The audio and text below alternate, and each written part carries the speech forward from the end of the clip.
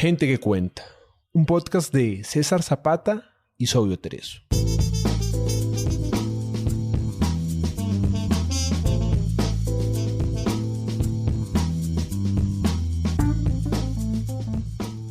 Gente que cuenta es un espacio para leer autores latinoamericanos poco conocidos.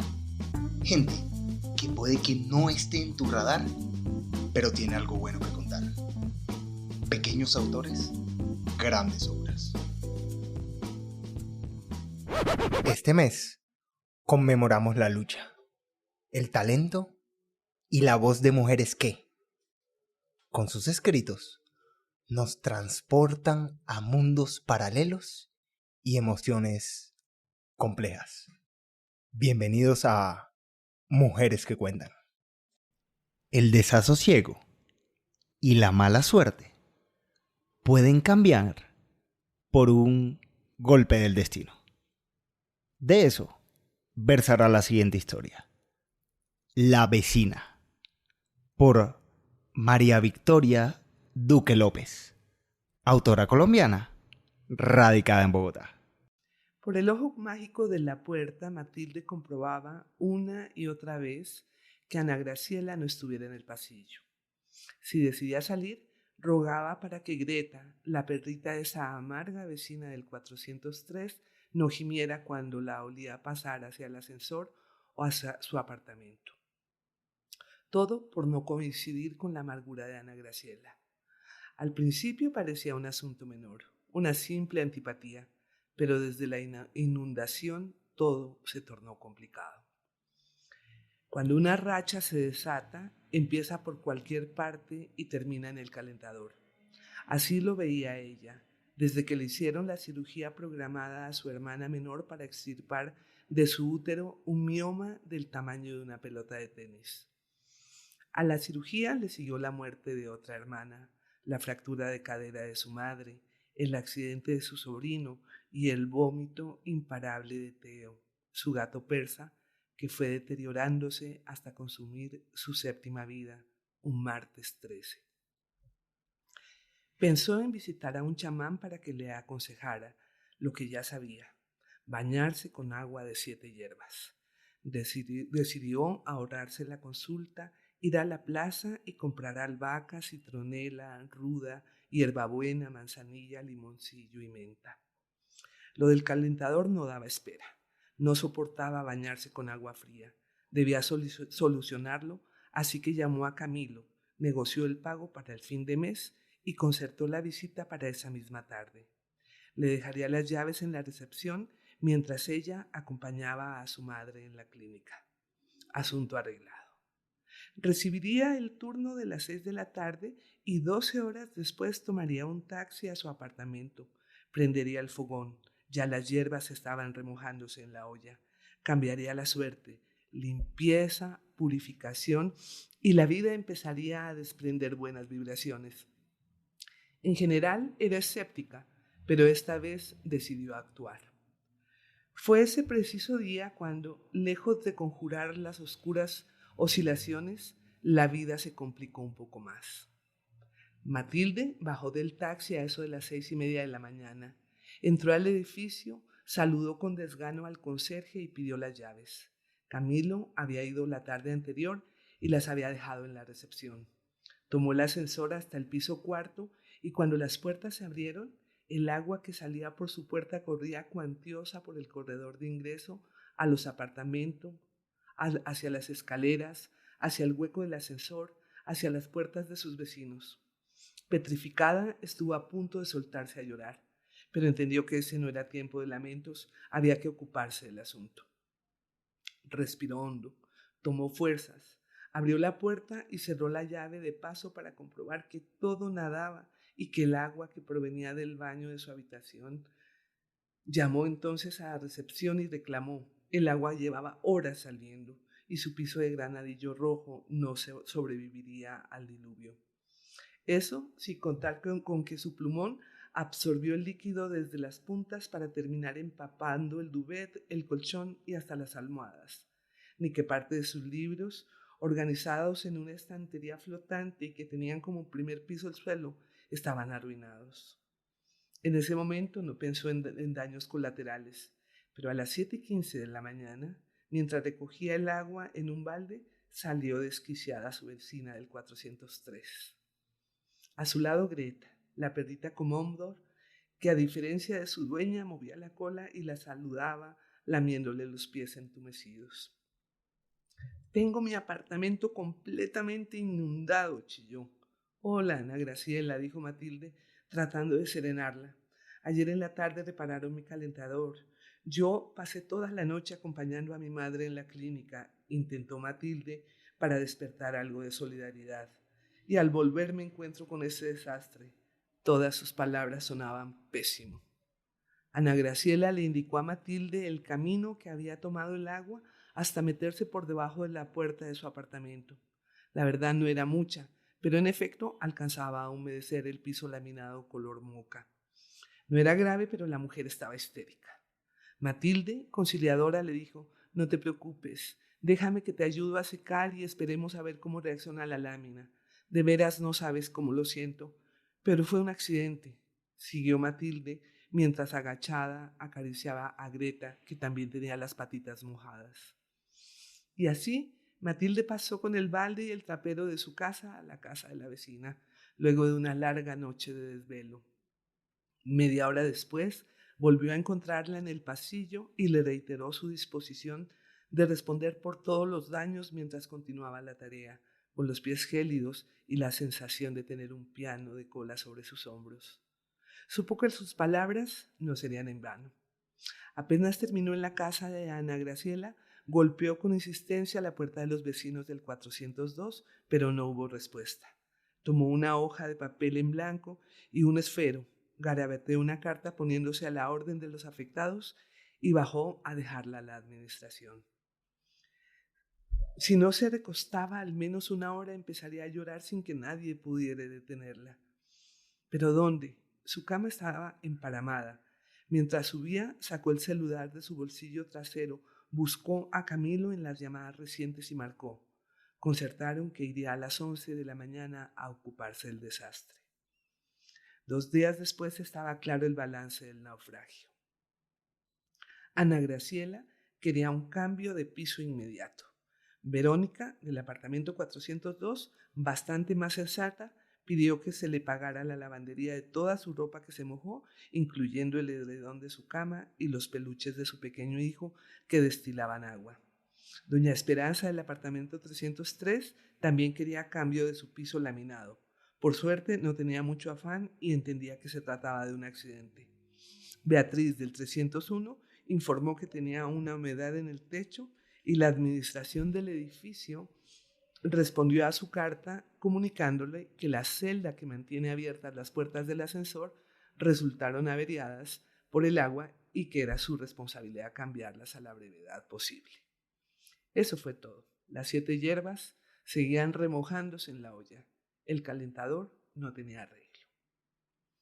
Matilde se consolaba pensando que todo era cuestión de dinero, que de una u otra manera podría salir adelante.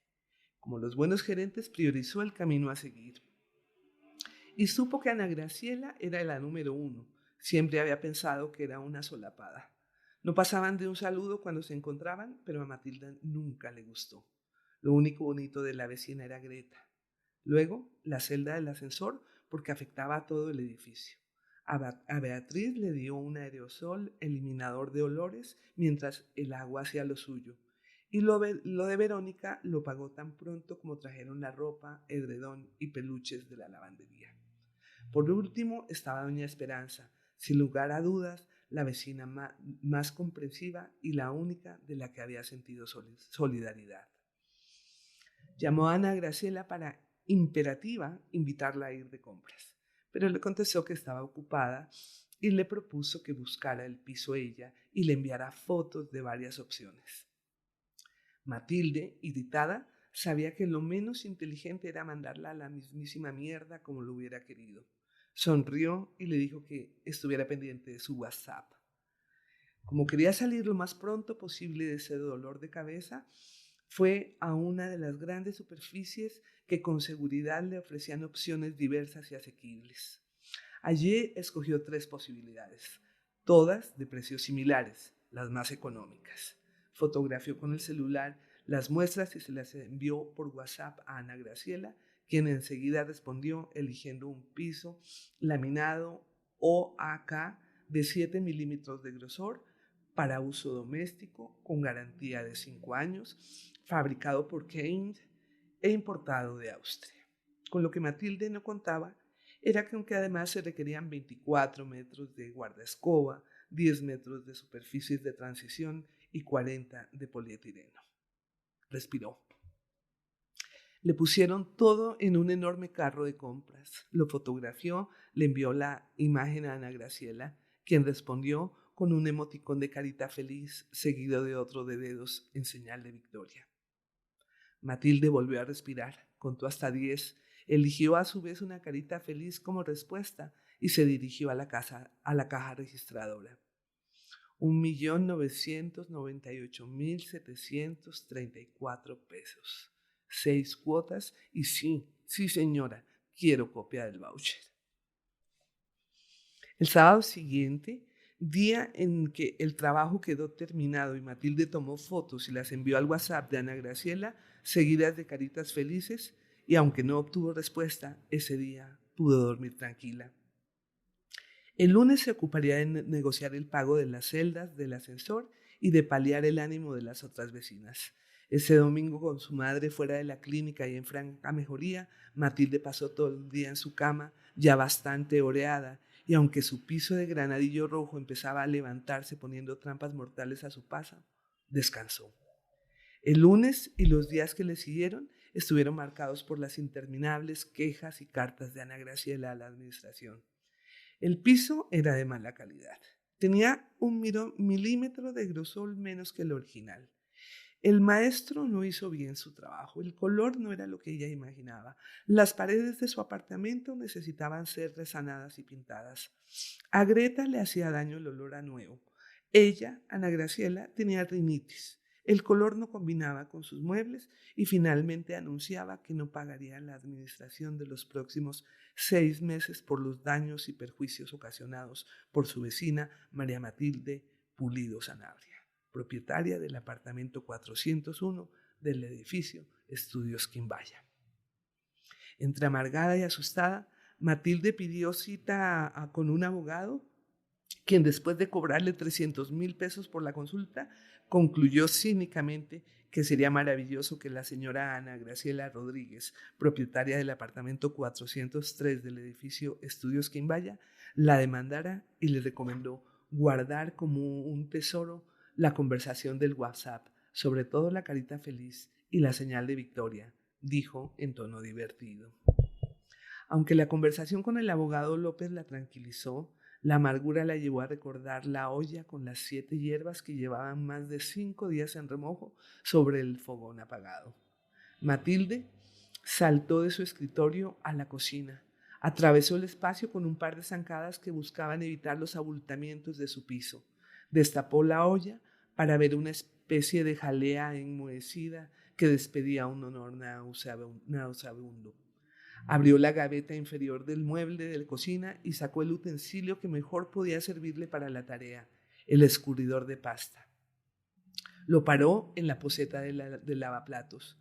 Aguantó la respiración y vació el contenido de la olla mientras un líquido verdoso y gelatinoso pasaba lento y difícil por los agujeros.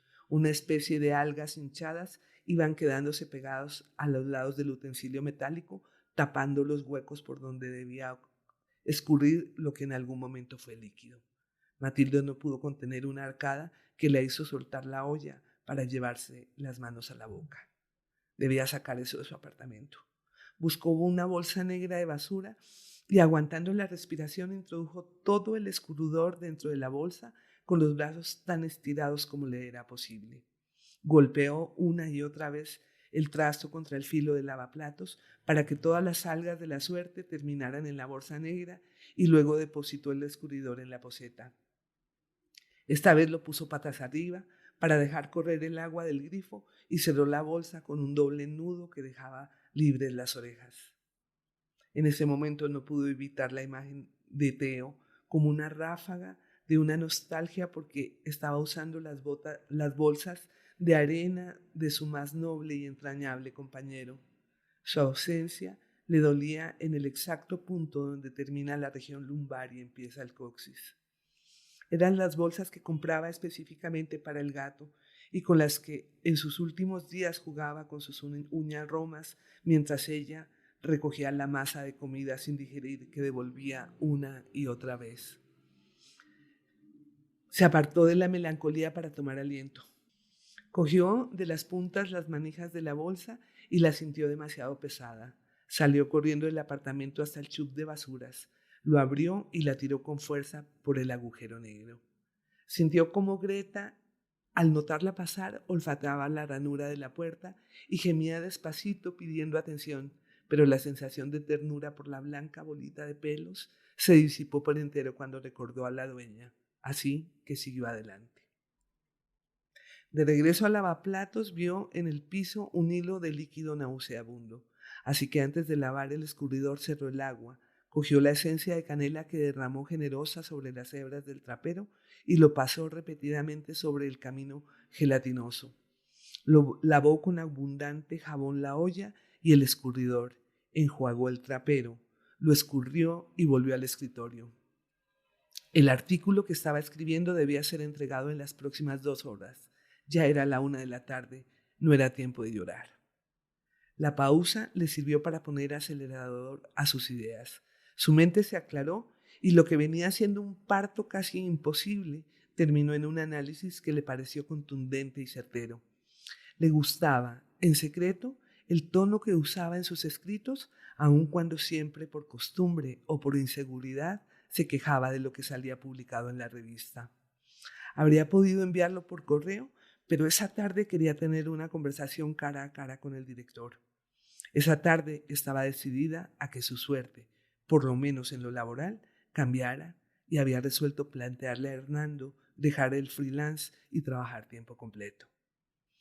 Se envió el artículo a su propio correo, lo guardó en una USB y por si las moscas lo imprimió. Buscó la pashmina violeta, las gafas oscuras, las llaves del carro y salió. Al cerrar la puerta, volvió a presentir a Greta y no pudo evitar unas palabras de aliento al pequeño animal. Ya en el garaje, a punto de subirse al carro, recordó que debía dejar las llaves en la portería. Esta vez Camilo llevaría calentador nuevo. Se devolvió a la recepción. Para su desgracia y como un mal presagio, se cruzó con Ana Graciela. Susurraron un escueto buenas tardes. La reunión con Hernando cambió el rumbo de las cosas.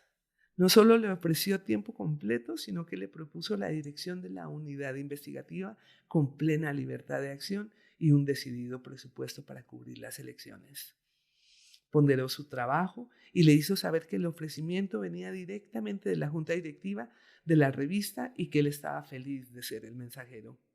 Matilde no tuvo que pedir nada. Era el trabajo que había esperado durante meses y Hernando se lo estaba ofreciendo. Quería pararse de la silla, besarlo y bailar.